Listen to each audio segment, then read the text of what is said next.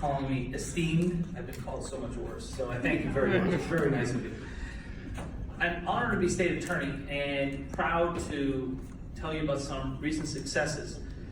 While the rest of the country seems to be moving in the opposite direction, although there is now signs of hope, we did see in the past 6 months, according to provisional CDC data, there's been about a 2.3% reduction in opioid overdose deaths nationally in the past 6 months, a 2.8% reduction in all drug overdose deaths in the past 6 months, according to CDC provisional data.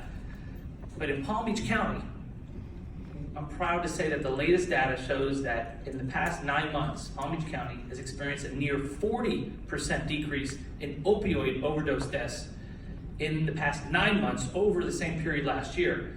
So you compare that to the national figures of 2.3%, and it shows that we're doing things right here in the county.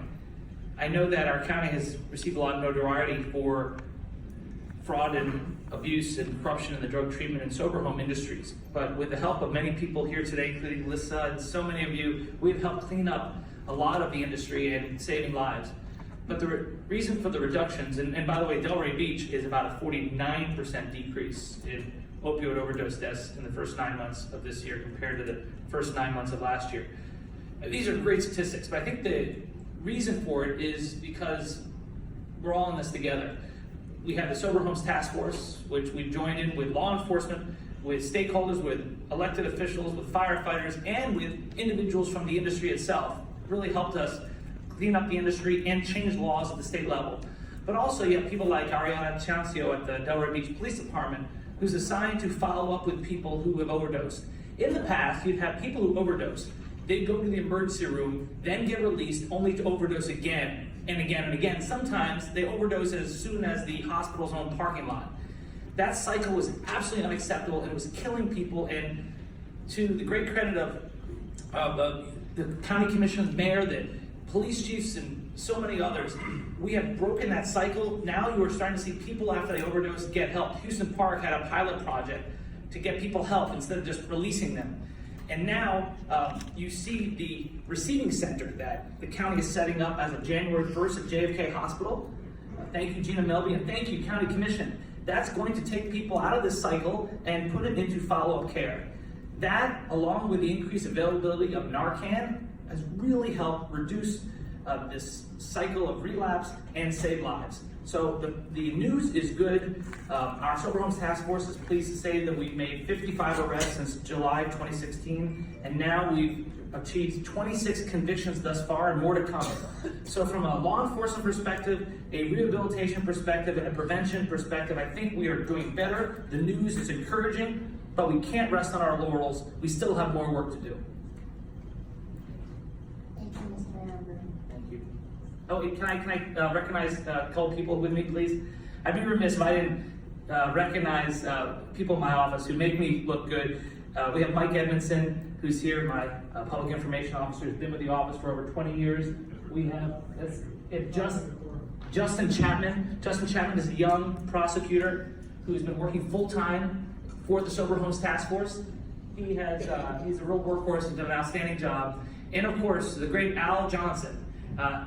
Al was the head of he was with the office for many years and then left to become the executive director of the Ethics Commission, then returned to the office as Chief Assistant State Attorney, including heading the Sober Homes Task Force. So I want to thank them so much for their hard work every day. Thank you so much. Thank you. Appreciate you being here. Following Lissa will be Lee Spade. My name is Lissa Franklin. I am a proud Palm Beach County resident, specifically Delray Beach, which has a 79% reduction in overdose deaths. I'm employed in Palm Beach County. I work on the campus of FAU at a substance use disorder treatment center, and I'm involved in various community advocacy groups that serve the residents of Palm Beach County. I'm also a person in long-term recovery from a substance use disorder since February 1st, 2012. What that means to me is I haven't had a drink or a drug since that date. I've had the opportunity to graduate with high astonished from 2 Florida universities. I pay my taxes, I vote, I push my shopping cart back at Publix. I use a really cool thing in my car that signals to turn, just like everybody else. I want to start by thanking you, Mayor McKinlay, for being such a champion with this cause you listen. Not only do you listen, you take action and you implement these solutions. You treat us like people, not problems, and you can tell that you care with your whole heart. I'm fortunate enough to have the opportunity to travel all across the country to brainstorm with other community leaders and elected officials. And while we do still have a ways to go, what I can say is that Palm Beach County is really setting the bar as far as solution implementation, patient protection, and access to recovery supports. The commission is a huge part of that. Mayor McKinlay are a huge part of that. Heroes at the state attorney's office are a huge part of that, specifically the Four Musketeers. So I'm really, really grateful to be in the area that I'm in. My proposal, I'm going to focus on this one because my other comrades are going to take the rest. I would like to see the managing entity funds be more accessible to private facilities. The reason for this is I think it will have the opportunity to help more people.